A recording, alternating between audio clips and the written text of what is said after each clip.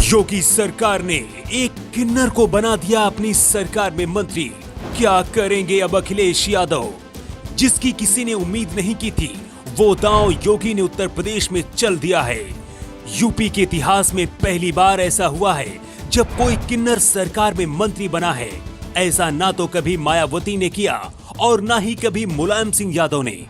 कहा जा रहा है कि योगी आदित्यनाथ का ये सबसे बड़ा फैसला है और अखिलेश यादव के लिए सबसे बड़ी मुसीबत। यूपी में सोनम किन्नर वो नाम है और वो चेहरा है जिसके चाहने वालों की कमी नहीं है। सोनम किन्नर की जितनी पहचान नाम से है, उससे कहीं ज्यादा इन्हें लोग इनके काम से जानते हैं। हजारों की फैन फॉलोइंग है और लोगों के दिलों में राज करती हैं। अमेठी की रहने वाली किन्नर सोनम ने कभी राहुल गांधी के खिलाफ चुनाव लड़ने के लिए पर्चा भरकर चर्चा में आई थी। अब योगी सरकार में राज्य मंत्री का दर्जा पाने के बाद चर्चा में है। सोनम का आश्रम सुल्तानपुर जिले में है, जहां की पीठाधीश्वर भी हैं।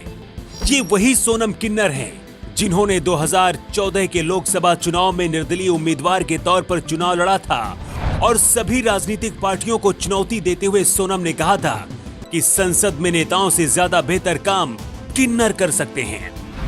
योगी आदित्यनाथ ने किन्नर नेता सोनम गुप्ता को Uttar Pradesh transgender welfare board का उपाध्यक्ष नियुक्त कर दिया है। इसका दर्जा राज्य मंत्री के बराबर होता है। ये ऐसा फैसला है जिसकी उम्मीद किसी को नहीं थी, लेकिन योगी आदित्यनाथ ने यह फैसला क्यों किया, इसके पीछे एक सोची समझी बड़ी रणनीति बताई जा रही है। इस रणनीति से ज्यादा बीजेपी को फायदा होगा और उससे कहीं ज्यादा अखिलेश यादव के लिए संकट पैदा हो सकता है, क्योंकि मंत्री बनने के बाद सोनम किन्नर ने अखिलेश यादव को श्राप दे दिया है और ऐसा कहा जाता है कि जो किन्नर कहता है वो होता है, मतलब किन्नर की बद्दुआ बहुत बुरी होती है।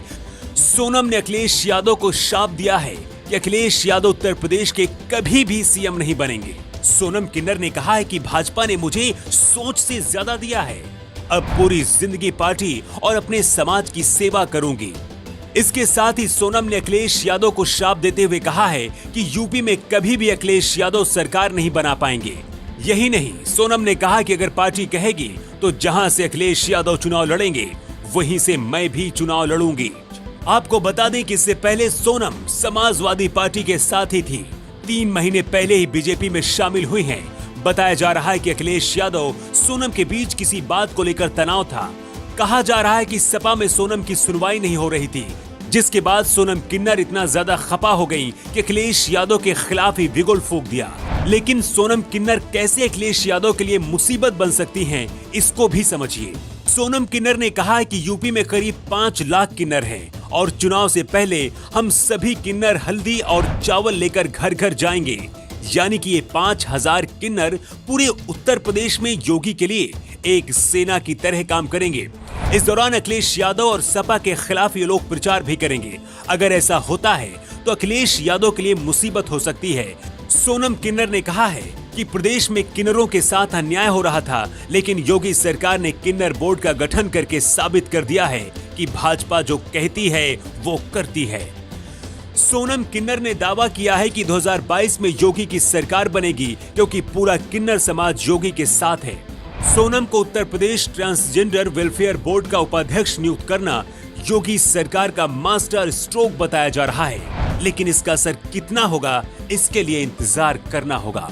लखनऊ से न्यू टाइम्स के लिए ब्यूरो रिपोर्ट।